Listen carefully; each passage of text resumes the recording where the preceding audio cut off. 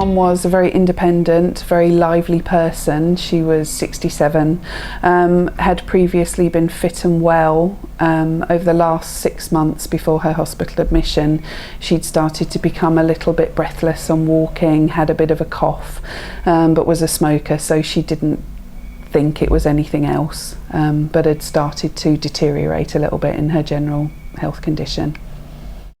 She had a couple of neighbours that she used to socialise with within the flats. It was a neighbour of hers in the flat that found her. The previous day he'd seen her walking through the car park, which is underneath the flats, and she looked weak and she didn't look well. As he went to see if she was okay, she lost her ability to walk, and he sort of helped her back to the flat. The next morning he just wasn't sure, he was worried and thought, I'm just going to go in and check on her. So they went to her flat, the door was open. She was on the floor, she was freezing cold. She'd possibly hit her head on the coffee table as she went down. She wasn't really very coherent, and obviously they knew she'd been treated in the community for a pneumonia for a couple of weeks before, an oral antibiotic, so they were worried, and at that point called 999. They went through all the questions with the call handler, and the response was that somebody would call my mum back in 30 minutes. So obviously the neighbour felt incredibly annoyed by this. He tried to explain the presentation again, maybe they hadn't understood. In the end he had to contact the police and say, I've got a neighbour on the floor, she needs a 999 service, and they're refusing to come, and the police intervened and called the ambulance service, and then they had somebody in attendance. Obviously at the time I was incredibly angry.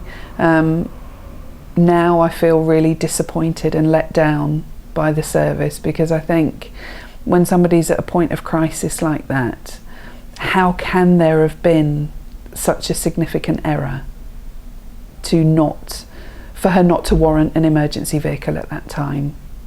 I just don't understand.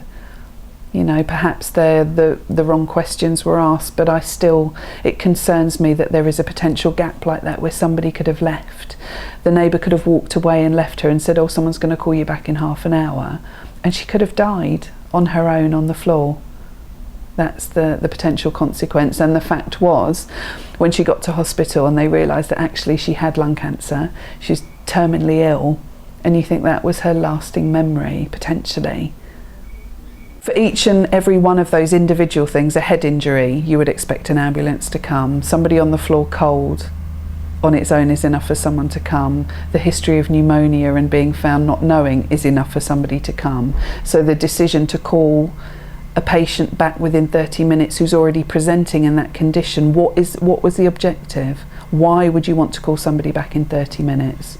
Because potentially they may not be breathing in 30 minutes. So, you know, it's different when you're in the profession. I'm one step ahead and thinking, I know what happens, I know the process, but somebody that doesn't might have said, okay, call back in 30 minutes and we'll see what happens. And at the end of the day, as good as the service is, that incident was not good enough. You know, we work with SECAmb all the time.